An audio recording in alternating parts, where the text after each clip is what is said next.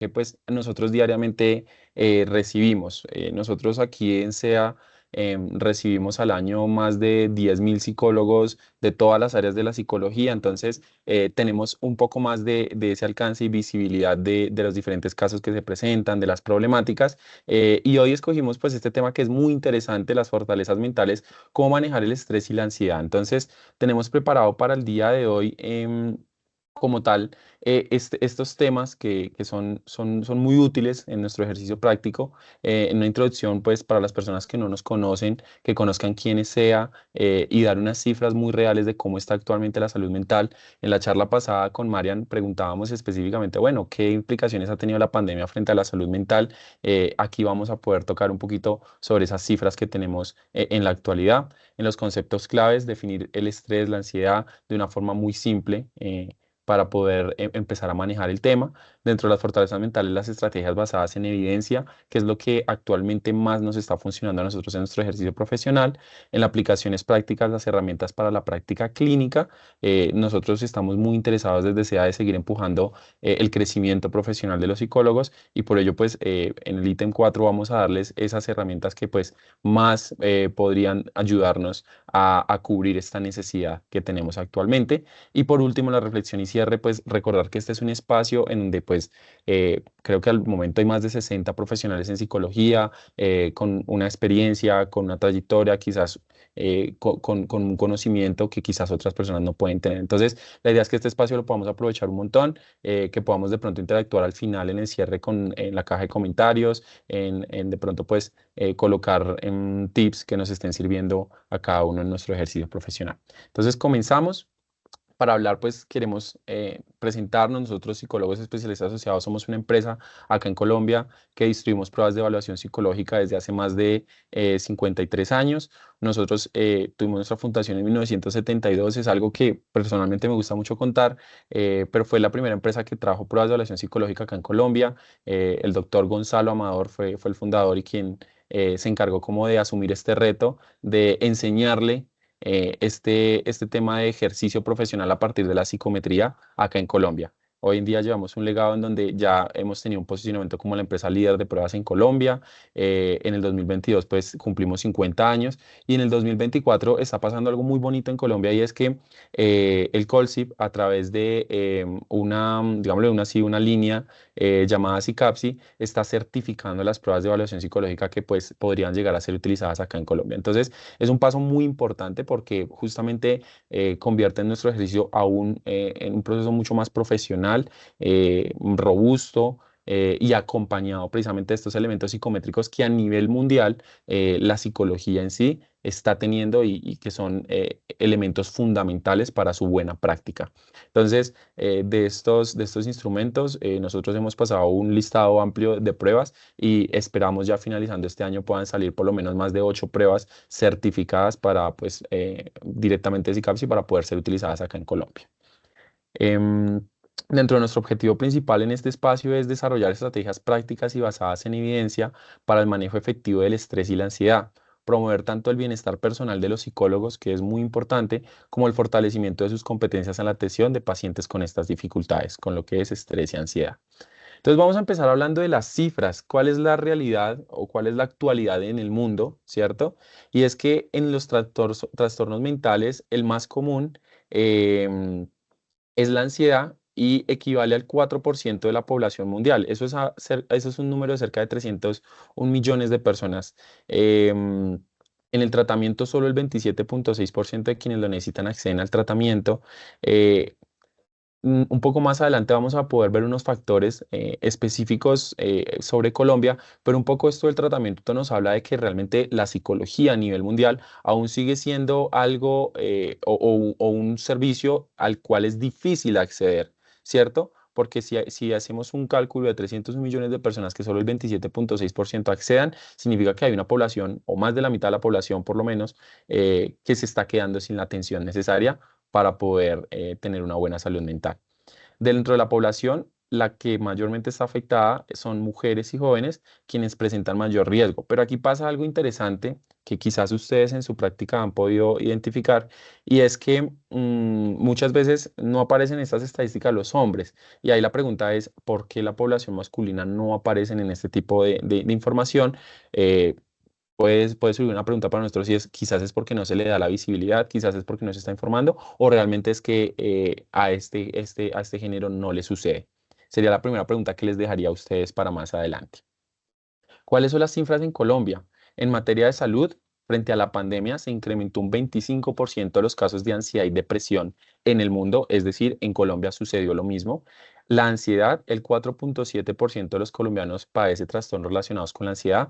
Esto equivale a más de 2,4 millones de personas que actualmente tienen un diagnóstico, o por lo menos tienen un proceso abierto para lo que es trabajo de ansiedad. En la depresión tenemos una afectación del 6,7% de adultos sobre la población colombiana. Eso equivale a más de 3,2 millones de personas que actualmente están presentando sintomatología de depresión y han consultado de pronto alguna entidad de salud para poder rastrearlo. En suicidios tenemos un 6,6% de adolescentes que han manifestado o han evidenciado ideación suicida, lo cual equivale a 616.000 personas que a la fecha de 2023 se había rastreado, habían tenido un intento de suicidio. Y aquí, en lo que son los factores, nos indica que principalmente los factores relacionados a esta problemática son aspectos tanto socioeconómicos, es decir, las personas que padecen estos trastornos no están teniendo la oportunidad de acudir a una entidad que les pueda facilitar la atención, como también una limitación en la cantidad de profesionales que están disponibles para este tipo de atención. Entonces, de acuerdo a estas cifras, pues que son alarmantes, porque realmente la salud mental se ha vuelto un tema, ha ganado una fuerza. mm, la mayoría de personas manifiestan que no han podido encontrar la atención de un profesional en todo lo que es el proceso de psicología. Entonces, la segunda pregunta que les quería dejar era, ¿qué herramientas usan actualmente para manejar su propio estrés? Nosotros como psicólogos precisamente estamos también, ¿cómo decirlo así? Estamos en un riesgo de padecer lo que sería como síndrome de burnout. Normalmente los profesionales del área de la salud tienen este peligro, y ahí la pregunta que nos tenemos que hacer a nosotros mismos para empezar es, ¿qué herramienta utilizamos para manejar nuestro propio estrés? Ahí le doy paso a Ginecas para que continúe con el siguiente tema de ansiedad. Vale, claro que sí, gracias Nicolás. Qué pena con ustedes, no tengo acceso a la cámara, parece que hay un error y no me permite ingresar a la cámara, me disculpo con todos ustedes, pues no poderles proyectar. Sin embargo, pues como lo decía Nicolás, vamos a continuar porque la idea pues es compartirles todo este conocimiento, también que conozcamos de ustedes, de sus experiencias, de toda esta información que pueda aportar y pues más en la celebración del Día del Psicólogo. ¿Puedes pasar la siguiente, por favor, la siguiente diapositiva? Listo, este es como el trabajito pues que vamos a dejar en el chat de qué herramientas pues utilizamos actualmente. Ya al final las vamos a leer y de pronto pues vamos a conversar un poco sobre ellas. Bueno, tenemos la definición de ansiedad y para esto es importante que podamos conocer de primera mano qué es esa ansiedad. Tenemos un video acá de un actor que se llama Alberto Reyes. Es un actor mexicano que pues ha tenido dificultades a nivel de salud mental con todo el tema de ansiedad, también pues algunos relacionados con ansiedad generalizada y con trastornos de alimentación. Entonces, ¿puedes poner el video, por favor? Se me diagnosticó como trastorno de ansiedad generalizado, que básicamente es que todo me daba miedo. No tenía hambre, no tenía sueño, no tenía líbido, estaba como secuestrado. Hasta da miedo el miedo, te da miedo sentir miedo. Horrible. Eres preso de tu mente, de tus pensamientos, de una forma descontrolada. O sea, se me desequilibró el cerebro por completo. Todo era bien complicado. La gente que lo ha vivido me entenderá. En ese momento me sentía solo, sentía que nadie me entendía, que nadie había pasado por ese momento tan oscuro, porque para mí fue muy fuerte, porque yo anteriormente nunca había tenido como ansiedad, nunca había tenido ataques de pánico, sino a partir de un ataque de pánico se me soltó esto. Yo pongo el ejemplo para que me entiendan, le decía a mi mamá, es que para que me entiendas, acuérdate como cuando tembló, ¿qué sentías? Me dice, no, pues mucho miedo, como así como que me voy a morir. Sí, pero te dura así. Le dije, ¿no? bueno, eso dura el tiempo de la alarma sísmica o del temblor, pero yo sí me sentía las 24 horas del día. Alerta, preocupado, con miedo. Sí, sí, sí, una cosa muy fuerte. Listo, entonces esto que nos comparte este actor es lo que pues principalmente muchas personas que padecen de ansiedad y que pues es como lo dice según la definición del DSM-5, está categorizado por sentimientos de tensión, de preocupación, de pensamientos intrusivos, pero ¿qué es lo que hace diferente esta sintomatología? Y es la desproporcionado que puede ser en algún momento, ¿sí? Es pues son estados que son transitorios, pero ¿qué es lo que hace diferente de lo que puede reaccionar a nivel de salud mental y lo que puede afectar nuevamente pues nuestro bienestar? Es que sea desproporcionado a nuestra realidad, ¿sí? Desproporcionado a cualquier situación. Es allí cuando debemos pues prestar bastante atención y cuando generalmente las personas pues consultan con los psicólogos clínicos o psicoterapéuticas también que le pueden prestar apoyo. ¿Puedes pasar la siguiente, por favor? Bueno, también es importante reconocer sobre la definición del estrés. Entonces, todo esto está ligado, digamos que la ansiedad pues inicia principalmente por este estrés, es un aumento o una respuesta física emocional ante situaciones percibidas como desafiantes o como amenazantes y generalmente el estrés se puede presentar pues en cuatro categorías principales. Entonces, encontramos los dolores físicos, encontramos también dolores de cabeza, tensión, problemas digestivos, a veces insomnio y que se pueden presentar en cualquier momento de nuestra vida, ¿sí? Es importante reconocer que como la vida es fluctuante, hay situaciones que nos pueden generar este tipo de malestar, pero no por ello significa que puede derivar en una ansiedad, sino pues somos precavidos ante esto, sí podría ocurrir. También está todo el tema emocional, entonces generalmente presentamos en situaciones de estrés muy amplias, situaciones de ansiedad, irritabilidad, tristeza. En cognitivos está la dificultad para concentrarse, los pensamientos acelerados o intrusivos y generalmente el olvido de situaciones, de cosas. Si tenemos algo importante, generalmente solemos olvidarlo y pues eso también nos hace sentir como una situación de malestar, de estrés, de ansiedad, de tristeza.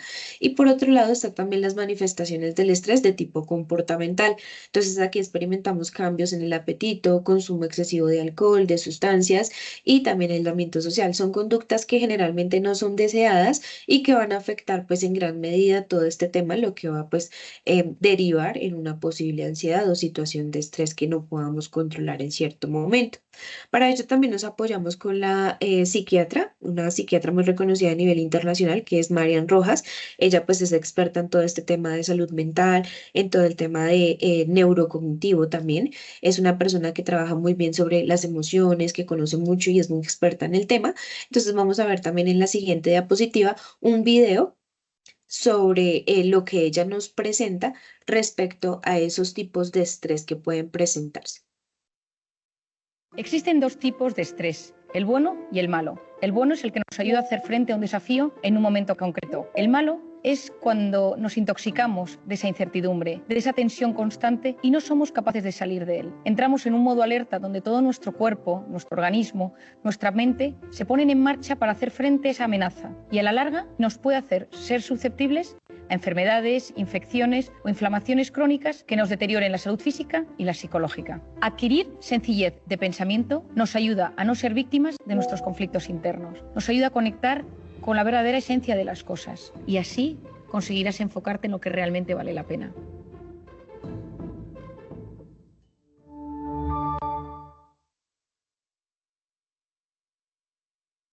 Bien, aquí como pues lo decía Marian Rojas, como les decía, psiquiatra y escritora muy reconocida a nivel internacional, pues ella nos comenta un poco sobre cómo es este estrés, ¿no? Cómo puede impactar en nuestra vida y cómo podemos también reconocerlo cuando pues es un estrés que es general, es de situaciones cotidianas y cuando ya pues empieza a afectar toda nuestra parte física, mental, pensamientos y también conductas. Bien, entonces, teniendo en cuenta esta información, ¿qué estrategias nosotros como profesionales podemos integrar en nuestra práctica clínica basado precisamente en la evidencia? Y este es un tema que justamente estaba leyendo ahorita el chat, aprovechando un poco, y muchos profesionales ya lo sabemos, pero quizás muchos otros todavía estamos un poco escépticos al funcionamiento de esta técnica conocida como el mindfulness. Mindfulness es un ejercicio que precisamente permite integrar lo que sería la conciencia en la respiración en el momento presente.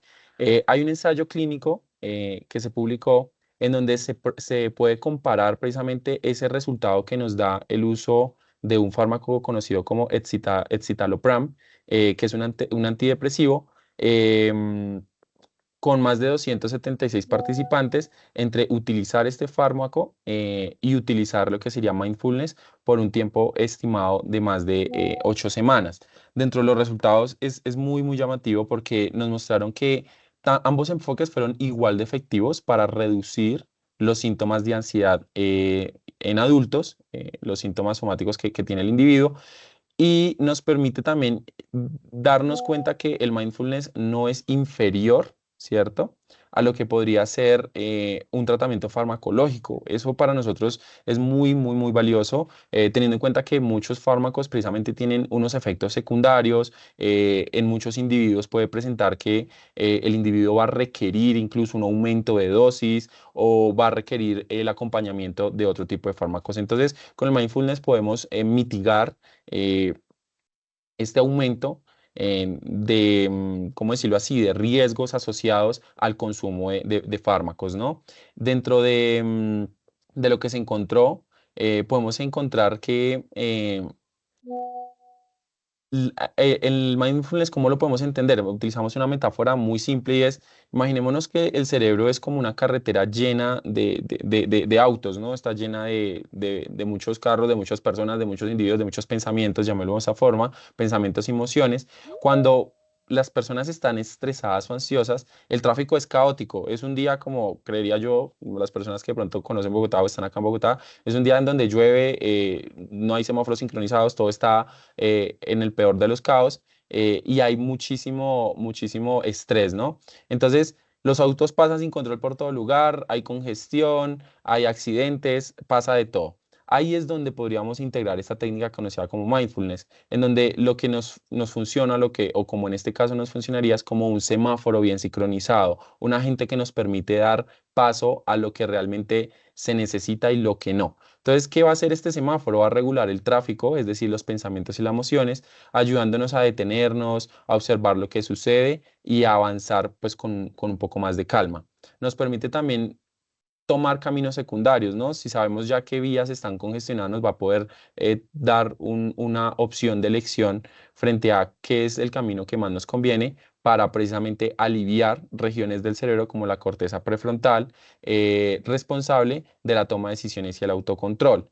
Entonces nos va a permitir trabajar con mayor eficiencia. Y por último, nos va a reducir lo que es la activación, el motor de emergencia. Sabemos que la amígdala, cuando se activa, es una de las regiones que más reacciona automáticamente al peligro. Significa que en este punto, Marian de hecho lo dice, tenemos un secuestro de amígdala en donde muchas de nuestras conductas no son tan propias, sino son más bien basadas en nuestro instinto. Así que podríamos estar llegando a tomar decisiones que quizás no sean convenientes o que nos lleven a tomar acciones que en un futuro nos puedan llevar a arrepentirnos. Entonces, esta herramienta mindfulness es una herramienta que les invito mucho a que puedan profundizar, estudiar, que puedan incorporar, ¿por qué no?, en sus prácticas profesionales. A todos los profesionales que trabajan con lo que es estrés y ansiedad, es una práctica que ha demostrado ser muy útil en lo que son procesos de bajar estos niveles de estrés y ansiedad.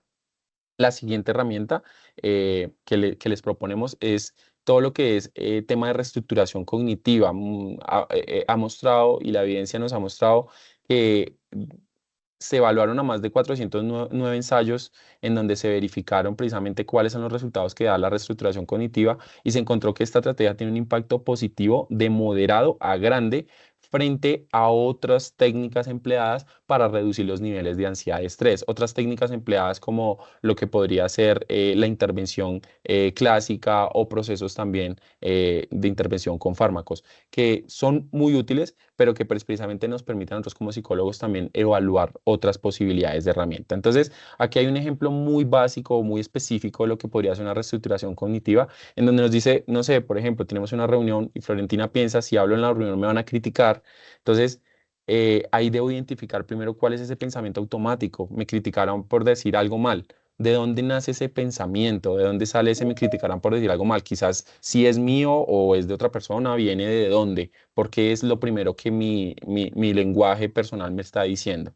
Y precisamente con el acompañamiento se va a generar un cambio del pensamiento, una reformulación. Y es, al final todos cometemos errores. Si doy mi opinión y aporta o no aporta, pues al final no sé si va a generar un valor al equipo, no va a ser algo tan grave como quizás me lo estoy planteando en un principio. Entonces, esto de reestructuración cognitiva es una técnica muy bien empleada, es una técnica que precisamente como lo mencionamos acá, los estudios respaldan y nos dan esa confianza de que podemos utilizar en los diferentes escenarios donde una persona pues tiene sintomatología de estrés y ansiedad.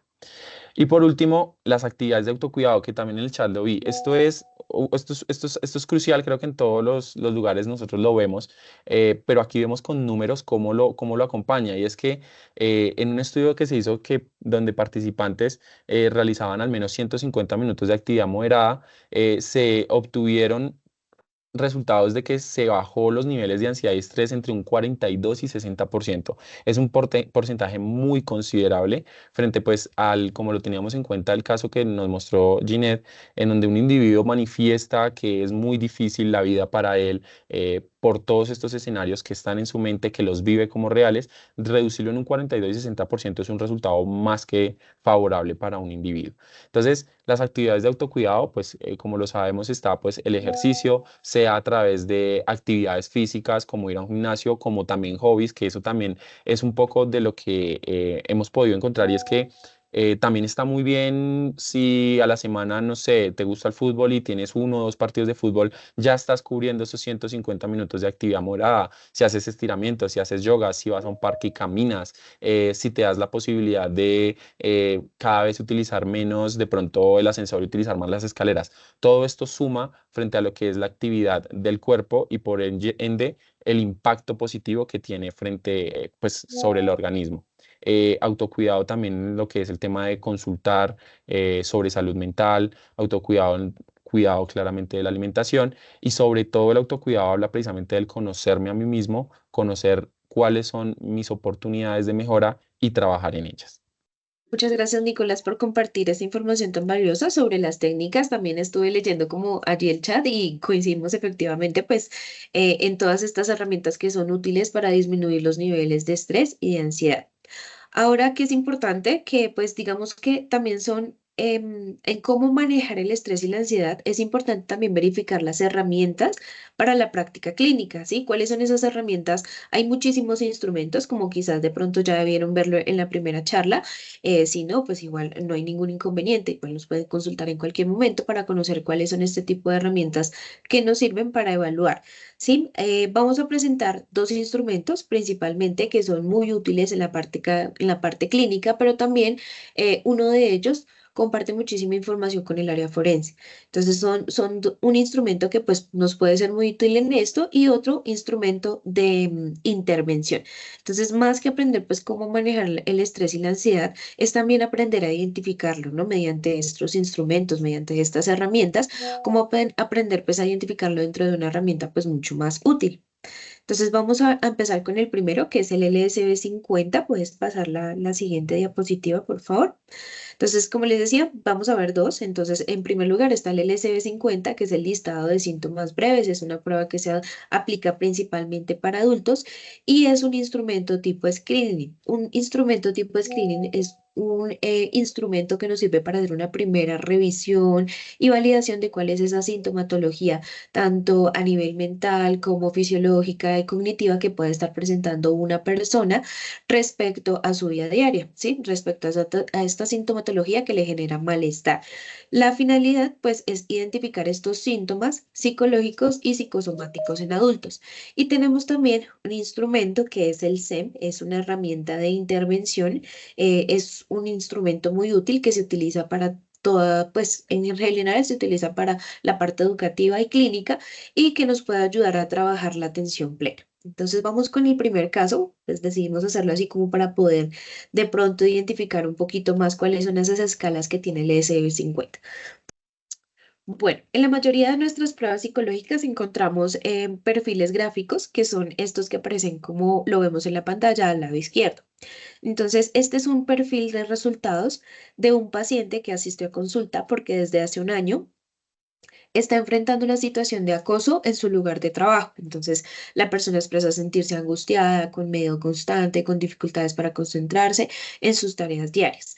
En la práctica clínica se aplicó esta prueba a este paciente para poder identificar, que es lo que permite también este instrumento. De pronto, si la persona tiene dificultades en cuanto a la expresión de lo que siente, de lo que puede estar pasando en su vida, también si quizás no confía tanto en el profesional, podemos aplicar un instrumento como este para identificar de primera mano qué podría estar pasando.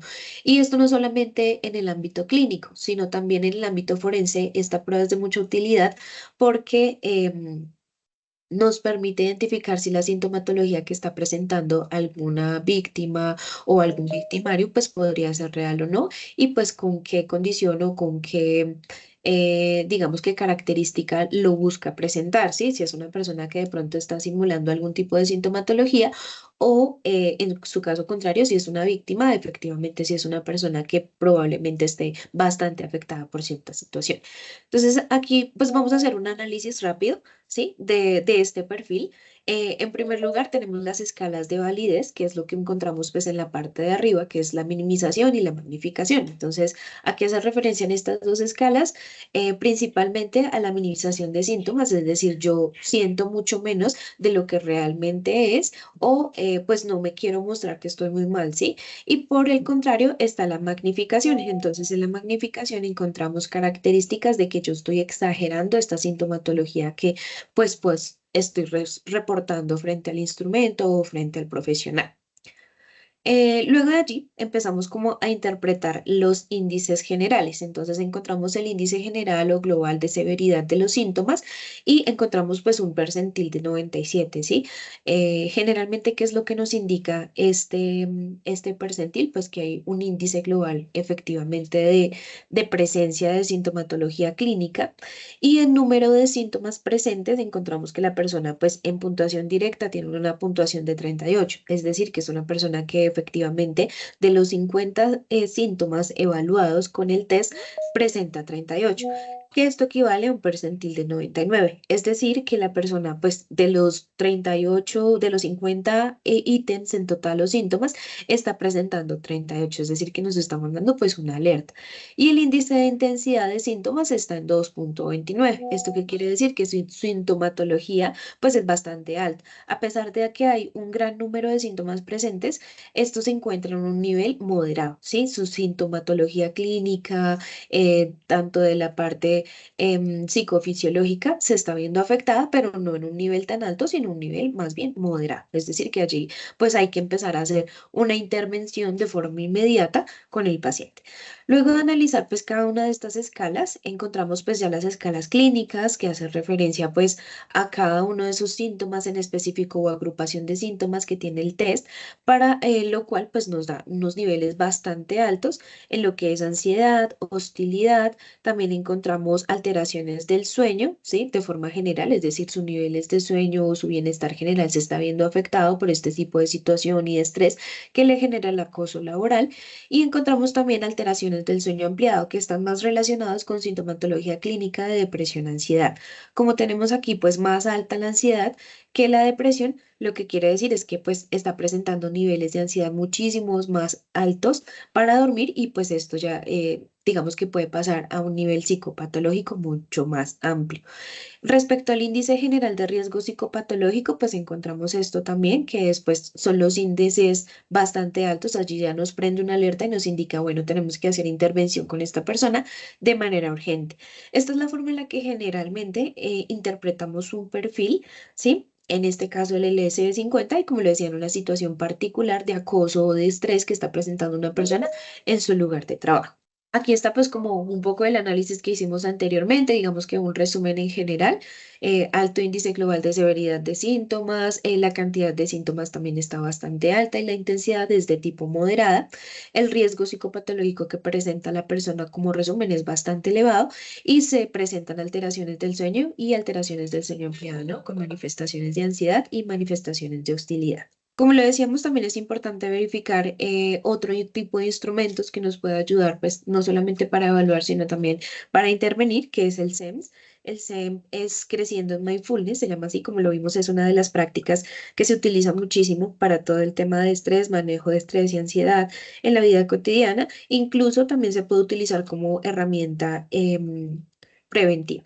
Entonces, aquí, ¿qué hacemos? Pues lo que se realiza con este instrumento es que tiene un formato tipo juego, juego de mesa, donde favorece la atención plena. Hay diferentes cartas y actividades y lo que se hace con este instrumento es que la persona pues empiece a jugar desde el final, ¿sí? Y llegue hasta el centro, ¿sí? Como que llegar hacia sí mismo y conocerse a sí mismo es digamos que el objetivo clave de este juego. Es flexible, no tiene tiempo, no tiene límite de edad y aquí lo que vamos a hacer mediante el juego y mediante las tarjetas son diferentes tipos de actividades. Entonces encontramos diferentes actividades. Estas son las tarjetas que maneja este juego de intervención, en donde encontramos sentidos, cuerpo, emociones, mente, respiración y unas cartas principales que son de apoyo a todas las edades para que la persona pueda identificar cierto tipo de actividades y se puede, pues, digamos que parar el juego en cualquier momento y continuar cuando lo deseen. Sí, son actividades que trabajan principalmente, como lo mencionaba anteriormente, la atención plena, ejercicios de autoconocimiento, reflexiones también respecto a las situaciones que podemos encontrar en nuestra vida diaria y nos invita también a todo el tema de reestructuración cognitiva, ¿sí? Saber identificar qué es eso que posiblemente nosotros estamos interpretando mal de nuestra realidad o que pues estamos interpretando de una manera no tan sana y cómo lo podemos reestructurar y llevar a mejores condiciones.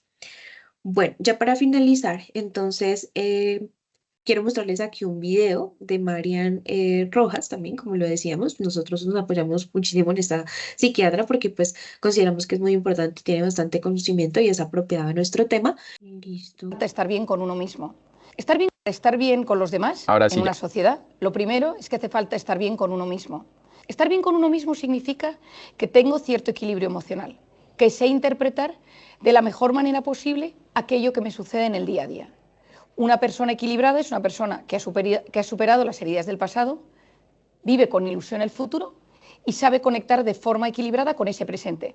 Si yo vivo enganchado en el pasado, tengo culpa, tengo depresión, tengo pensamientos negativos, tengo heridas sin resolver. Si yo no vivo con ilusión el futuro, tengo ansiedad, tengo miedo, tengo angustia y todo eso hace que yo no interprete aquello que me va sucediendo de la mejor manera posible.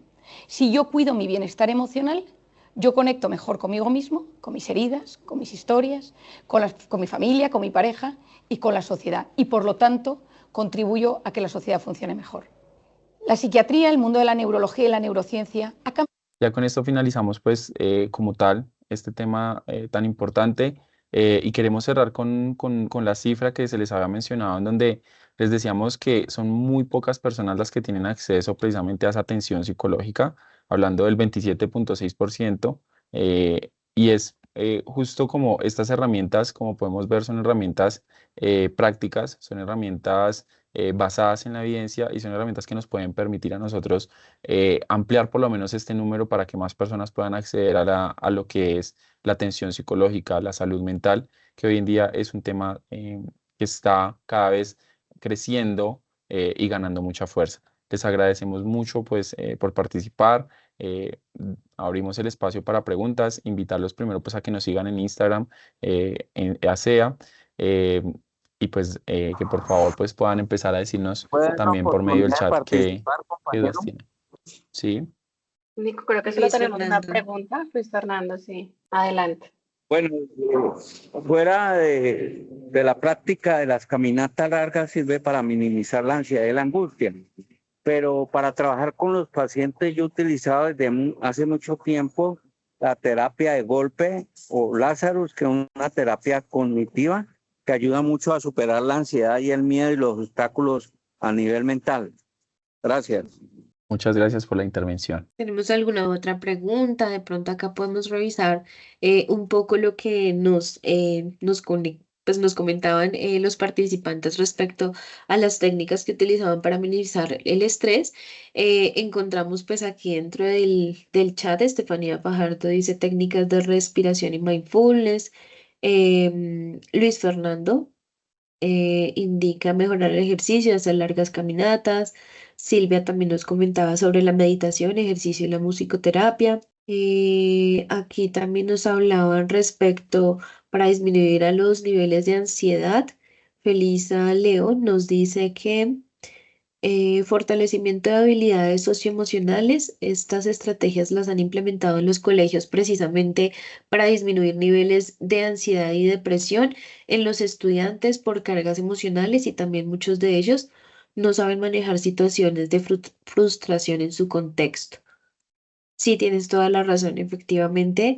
Esto es lo que trabajamos y hemos encontrado muchísimo en población adolescente, principalmente en colegios. Incluso actualmente hemos estado trabajando de la mano con diferentes colegios, realizando talleres y actividades y encontramos este tipo de situaciones. No saben muy bien cómo enfrentar cualquier tipo de situación estresante o frustrante que pueda surgir en sus vidas, pero pues esto se realiza por medio, ¿no?, de talleres, actividades y estrategias que también les enseñamos a ellos, pues para poder identificarlo. Al igual, es algo que vemos mucho en población adolescente, por ejemplo, en el tema de orientaciones vocacionales que realizamos en SEA.